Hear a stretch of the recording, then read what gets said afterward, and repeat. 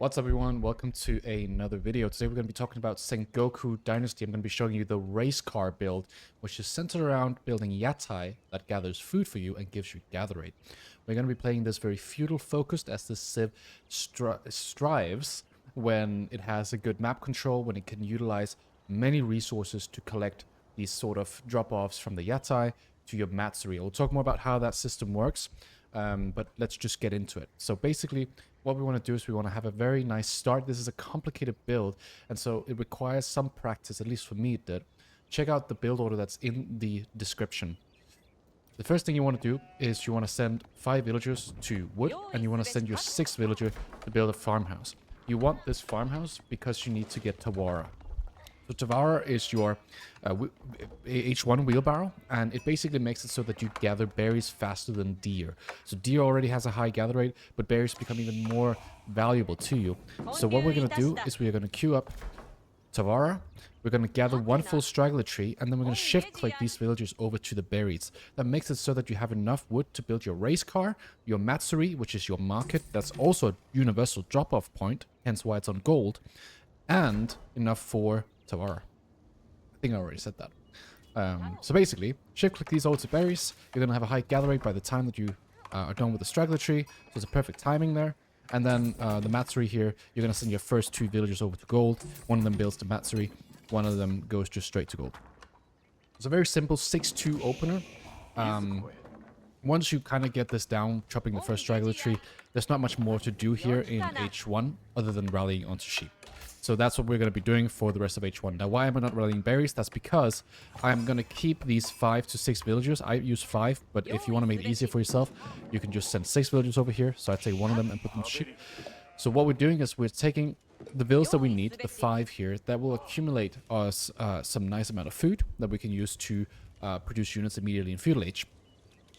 And then these villagers over here will be building a landmark, and they will be going straight to wood the moment we go to feudal age. So we don't want too much idle time going back and forth here. That's why I'm going to go to sheep. So with the race car, you want to queue that immediately around 1 minute. And then you're going to send it, if you're under pressure, in between your berries and sheep. That's really nice, because it still gives you a large amount of food. And then you just send a lot of villas over to gold, and you gather the gold you need. If you're under pressure, go feudal, then archers. But if you're not under pressure, you can send the first race car out onto deer or the boars and deers down here, and then you can max out and get that 60 food per minute from the race car. So the way it works is it generates food every 5 seconds from food sources within 2 tiles without consuming them, up to a maximum of 60 food per minute. And then there's some different gather rates, and we always want to target boar and deer since boar gives 40. And 20 is the baseline, so by just putting it on the boar, you max out the yatai. So try to target the boar, try to target the deer next of it, and then the berries and sheep. Alright, so now we're just 2 on gold, we have 9 on food, and what we're doing is we're just sending our villas to sheep. It's like, I said it was simple, I would say this is a complicated H1, but what's cool about this build is it's flexible. So you'll see a lot of other creators, at least I've seen pro players and creators do this. They will go with the matsuri on woodline. I don't like opening up with the woodline matsuri because you'll need to chop so much more wood just to have a forge on your gold. You're gonna maybe make more yatai, but for most players that's really hard to gauge if you can do that. And I myself really like to just have a standard flexible opener that will get into feudal age every single game. So yes, you can do this matsuri opener where you open up 3 race cars in H1. That's fine. But you got to be really good at reading the game. And it can really screw you over if you are not reading the game correctly. So I recommend practicing this as a start. And then adding in that multiple race car build with the matsuri on woodline later on. Once you get good with this H1 build. That's just my opinion. You can do whatever you want, of course. Now it's about 2:50 into the game. We're going to build the Raikan. I don't know how to pronounce that. Ryokan. I'm going to say Raikan. So Raikan is going to give us plus 60 pop. We're going to build it with 5 villagers because then we'll need to build a second house. So this will give us 60 pop. No need for houses. We just need this first house because we want our upgrades. And then it's going to give us a permanent healing buff when units pass by the building. Now there's a big circle here. Basically, what you want to do is you want to put it forward you want to put this building forward, and then you want to have it so that all of your units pass by. So what I'll do is I'll kind of plan out my base a little bit here. So I have my Matsuri in the front. I have my Roikan in the front. Now my wood line's in the back. I want to put my second Matsuri for the bonus, the gather rate, here. And then I'm going to put all my military production over here. That means that all of my new units, they will pass through the Roikan. And then my Matsuri down here, I can build farms around it later, and I will not have military buildings taking up the space. So as you can see, this civilization has a lot of bonuses stacked up on top of each other. And if you can build your base correctly, you're going to have an insane setup. So with Yatai, with the gather rate bonuses, with the wheelbarrow, with Roikan and correct military production, all of a sudden, you'll have a really good setup. But it's also something you can ruin for yourself, kind of like with Chapel for HRE, right? We can go Aachen Chapel, but we can build all of our military production buildings around it, and then we don't get any bonuses. That's what we want to avoid. You want to think of your Matsuri as your chapel, basically. Alright, so now we're rallying onto wood. We took our 5 bills from sheep and the rest of them onto the 5 bills of sheep to go to the Roikan to build it. We have our 2 bills on gold. We have 5 over here on berries.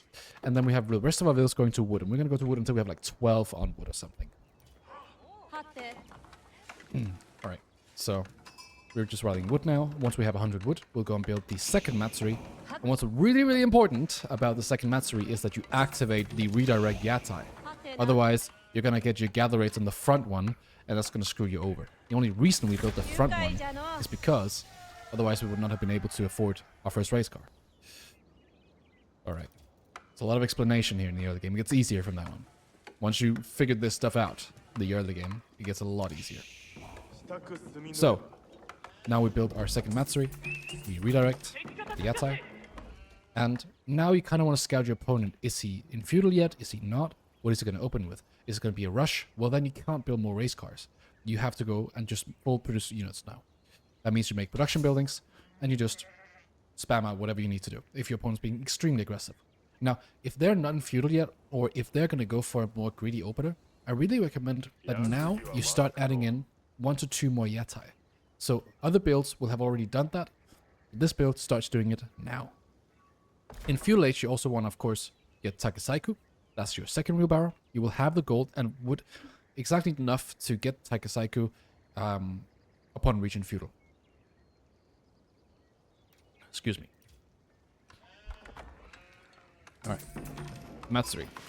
On the wood line. Now we're gathering wood. And we're gonna get that gather rate. We're immediately gonna click redirect Yatai. And what's that's gonna do? Well, it's gonna make it so that once this guy here has gathered up all of the food, and he sends out his little trade thing around 6 minutes, it's gonna go back to the main Yatai here. Sorry, Matsuri. And then it's gonna give us 5%, then 10%, then 15%, then 20% gather rate for every one of those that you make. Every one of those drop-offs. I'm building my second Yatai now, and I've built a stable. And I'm going to go Yari Cavalry. Now, Yari Cavalry is a special horseman. Think of this as Gauzy Raiders, but instead of being good against men-at-arms and heavy units in general, it's good against cavalry. It's an anti-cav cavalry unit. And that's insane. That's such a good unit. You can get up to another +2. So you start with I think 9 damage, and then you get +2 on your Yari Cavalry from bonus damage to cavalry. You can, through your estate, upgrade your Yari Cavalry with another +2 in feudal. So that's +4 versus cav. And then, of course, you can get H1 and H2 damage upgrades as well. So you get up to 15 damage versus cavalry units. That's as much as a Keshik. So these guys, they get more HP, of course, from the estates. They are basically Keshiks in cavalry versus cavalry fights. Of course, they're weaker versus infantry, not range units, of course, and you don't really want to be fighting spears anyways. So this unit is just overall insane value. It's absolutely broken, in my opinion. So you want to always play with these guys. And you want to use them against cavalry, against archers, and then you add your own archers if your opponent makes spears. So if you see somebody opens up with cav and spear, you go cav spear. If you see somebody opens up with cav archer, you just go full Yari cav. And if you see somebody go spearman and archer, you go archers. Simple as that. And then you add the cavalry as well. But you want to primarily have archers and cav as well. So really, you're only going to be playing full Yari or Yari Archer. It's very simple. That's your fuel age comp. There's not much more to it. Now, every time these units pass through here, the Roycon, they get this permanent buff, as you can see. They will get about, I think, a 36 HP per minute. So it's half of what a Royal Knight will get. That means it'll take 4 minutes. If this guy has 1 HP, it'll take around 3 to 4 minutes for this guy to get full HP again. That's a long time. You're not going to be able to just go back to your base and then full heal. But that's okay. It's still a nice passive thing to have going. Especially when the army gets larger. Overall, it's good value. So now I'm getting ready here by the Battlecon. This is a real game after all. And I have this trader guy here. I really want to protect him because when he gets back to my Matsuri, which I've redirected the Yatai to, then I'm going to get 5% gather rate, which will make farming better, which will make my wood collection better. Everything that's happening with this massive circle here. This is like 3 times as large as Chapel, basically. Everything that happens within this, farming, collecting berries, sheep, wood, everything gets buffed up. Now, it's not for both of these Matsuri. So, once this one here gets Yatai, it's not like both of these Matsuri gets the plus 5% gather rate. Again, I'm using the Yari cavalry against enemy cavalry. So now this one gives plus 5%. This one gives no bonus gather rate. So you obviously don't want to lose your Matsuri. You want to keep this thing alive because it's the bread and butter of your economy. This is, you know, now the whole opener starts to make sense because now we get this gather rate, which means the longer the fuel age goes, the better our economy becomes. So there's no shame in actually making farms with this civilization. Now that doesn't mean that you should make farms if you need to max out on units, but if you are already, you know, in a good position, make farms. Just get that farm transition going early. So here I'm making my second Yatai. This is going to go onto maybe the berries up here, or maybe back down here. I can also have one just here, getting my sheep. You can see 51, and then the cap is 60 just from sheep in my base. Very, very strong. So now I'm just tri-comping. I'm making horseman, spear, archer. And then I have one guy on stone, and that's because I need 150 stone for my first estate. If you're running archers, you should get the Oda clan. That's the one that gives you +1 on Yumi. That's basically the same as getting a bannerman with Japanese. If you're running full cav, like we talked about, you go to Kaida clan. And that's going to give you +2 versus cav. That makes your cav even better versus cav. So you have those two comps. You have cav and archers, or you have full cav. And that means you either go to Kaida clan if you have full cav, or you go the archer clan if you have archers. Otherwise, your archers do no damage. They are a lot weaker. Then you cost 60 resources, standard Yumi. But in order to get that extra damage, you need to upgrade.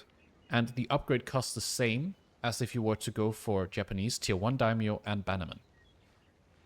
Now we just have it as a baseline +1 on our archers through the estate. Now the estates, you can build any building around them and they get the 20% production speed. Very good. Yeah, don't worry too much about how you place your buildings, just as long as they are around a estate. Just like you would with blacksmiths as Ottomans. So here I'm using my cavalry. I'm going aggressive. I see my opponents making spears. I'm going to send out my Yatai. Have my Matsuri. And I'm just making units. And I'm looking to raid. Here I'll take some damage. And I'm also going to take some damage on my economy in a bit. I think I lose 2 vills here in the early game. That's not yet. And so that's basically the build. Now we are set up. Things are going well. And most of your games are going to look like this, where you're going to go aggressive. Let's switch to the custom mode and then just run through the game. So already now you can see the gather rates. They're quite good for us. We have about 200-300 more, I think. Oh yeah, stone and golds. It's about 100 more maybe. It's a decent economy and it keeps ramping up. This is my first mistake in this game. These 2 bills here, I lose them. So I'm actually down 2 bills now. And that's a bit of a problem, but if I can take a good fight, which I do subsequently, then everything's fine. I have enough archers to deal a lot of damage to the spears, and my Yara cavalry and spears will deal with his horsemen. His mistake here is not sending his army back. And this is, I would say this fight costs him the game. He should not be taking this fight. So, yeah, he got 2 bills, but he lost so much army, so I think it's an even exchange in the end. I've now got my Oda clan. I want to build the Daimyo as soon as I can out of the Oda clan. Now, you might get confused when you hear Daimyo because Japanese Daimyos, that's the TC upgrade. Yeah, that's right. But for the Sengoku dynasty, Daimyo, sorry, you build Daimyo units. So these are knights, basically. You build them out of your Daimyo estate. And you can see the Daimyo estate also gives a 20% production speed in all the units around. And then it also buffs up here. It's the ranged infantry that gets health. And we have access to this first upgrade that we want to get, the Higo Yumi. And that gives us +1 to our Yumi Ashigaru. So everything comes together once we have the first one here. Again, I would like to stress the fact that you go for Oda Clan Daimyo State. That's the archer one, if you are making archers. Otherwise, you prioritize getting Cav. Now, should you get tier 3 archers? I wouldn't say so. I think you should get tier 3 Cav so that you can get deflective armor on your knights and your other units.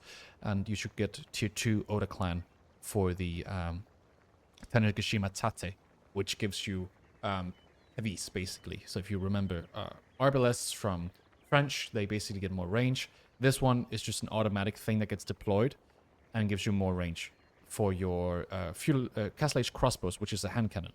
So there's a lot of things with this Civ. I know it's a complicated one, but holy smokes, it's so fun to play this Civ because there's so many things actually. You can really max out with this Civ. I think my assumption is this is going to be the best of the DLC Civs. So learning this Civ, I think, is quite crucial for anyone that want to stay competitive. And it's also a Civ, I think, that has an extremely high Civ ceiling.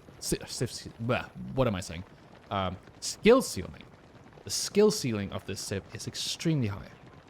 So try to get good with this Civ if you have the interest. Of course, play China if you just want to play good Civ. That's already been figured out. But I think of these 4 new DLC Civs, we are potentially looking at the best civilization so far. The Sengoku just have so much eco going for them. The units are so good. You have Yumi. And you have all these strong units in the feudal age. So overall, solid Civ. Now I'm going to 2x. I'm just going to show you what I'm doing here. I'm sending bills out on the map. I'm going to take the berries. I'm not quite sure yet if it's better if I just make farms or if I should go berries. I think it's still better to just go on the map, eat the resources, even though you have Yatai out here. Because then when you are making farms, you can go for the upgrade, the Yatai farm gather, and then you just put your Yatais in your base around the farms, and then you still get the bonuses. So, yeah. There's some considerations, things to, you know, maybe think about for the future there. Again, somebody will do the math, and then we will know what has the best ROI. I would say with 100% certainty, actually, that if you want to make units, go on the map, don't make farms. If you want to scale more, then make farms. But I just can't make farms certainly in the game. Like, that's just not something you do. So I wouldn't, you know, do that.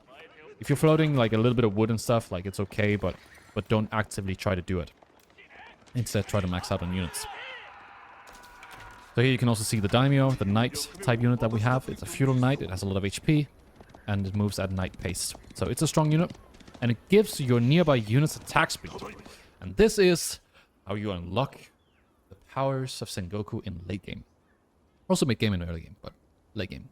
Because, you remember, English, I think, get 30% attack speed from the upgraded,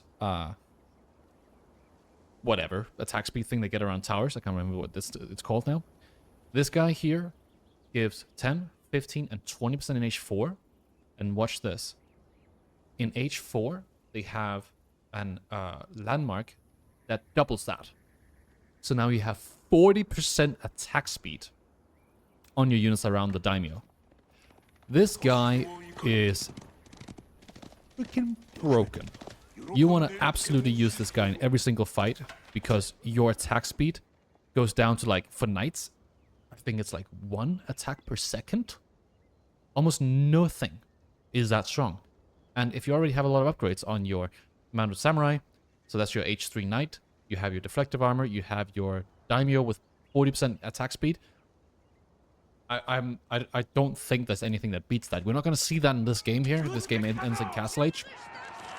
But it's a thing to consider for scaling in general here. Like, you're going to go into H4 with 40% attack speed. That's so crazy. That is so crazy. Alright, so I'm attacking a little bit here. I'm attacking a little bit over here. I've killed one villager, so not too much. And I'm just scrimming now. Now I'm just doing damage. And I'm getting my +1 Yumi. So this is the upgrade. Get it as quick as you can once you start having some Yumi. I don't have it for this exchange, which means it's hard for me to actually do damage versus these horsemen. So, yeah, you wanna definitely try to get that upgrade before you fight, and not fight just before you get it. I have it now, so now I start doing okay damage again.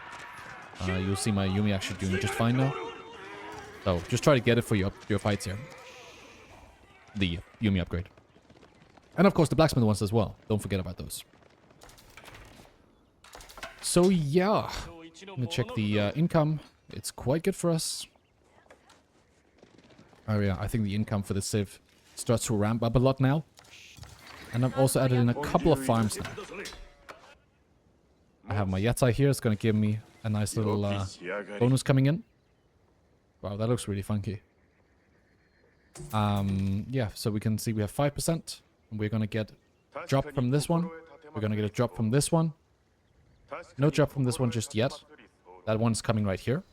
So we're gonna go up to 20% gather rate within the next minute because of these yatai food traders coming into the Matsuri. So that just gave me 10%. I'll give it another one here. That's 15%.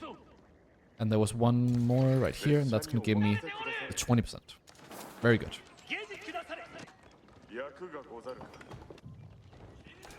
So now it's just feudal. I just make units. And I kite back. He has a lot of archers. And yeah, I could probably win this fight right here. But I played safe. The longer the game goes, the better for me. And he has a little bit too much cav, so I'm just going to kite back.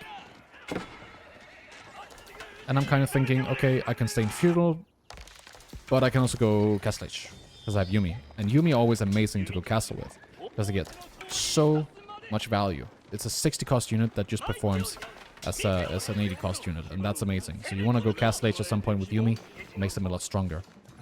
You can see my army ratio here is like 50% Yumi, and then 50% horseman spearmen. You can even go down to like 10% spearmen, 40% horsemen, or even no spearmen. Kind of depends. And then you could max out on Yumi if you wanted to.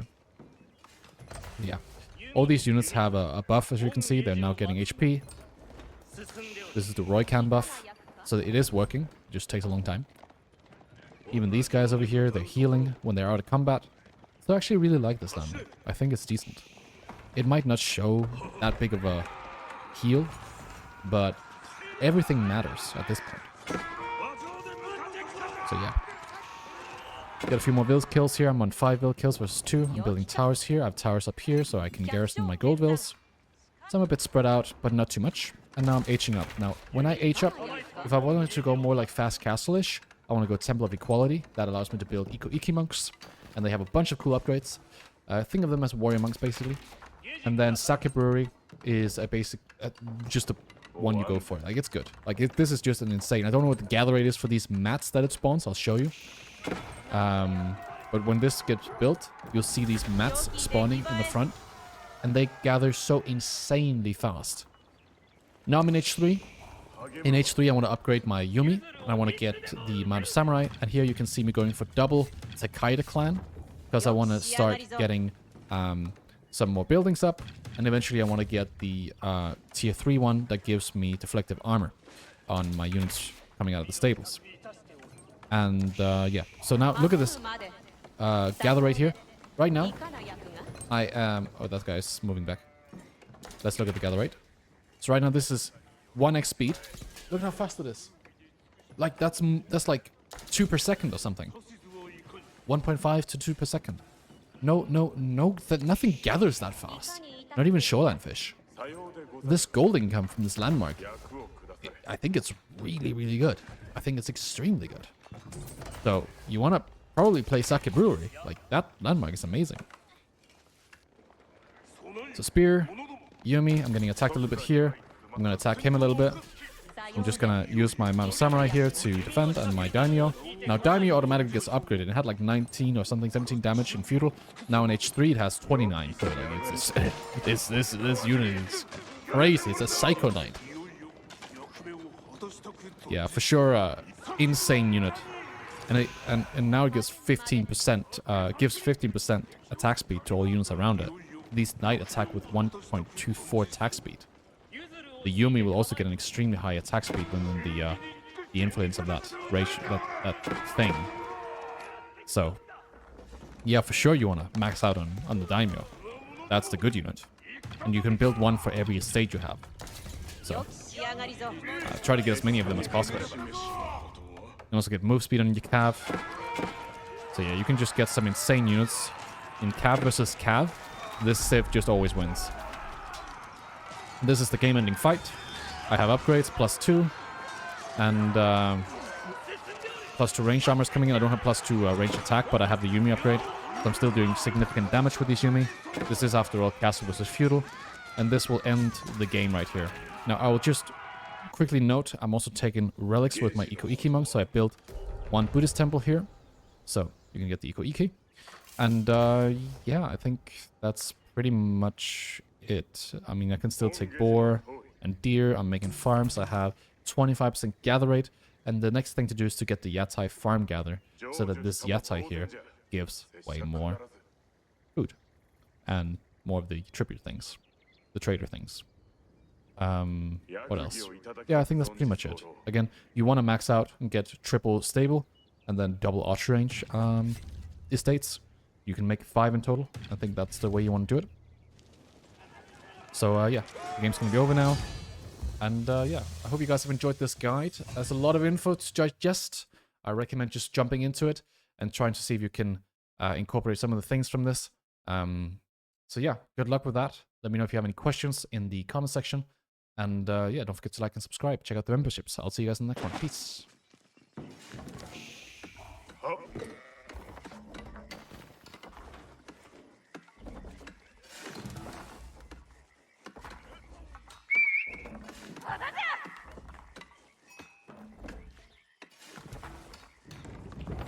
Yoki kana.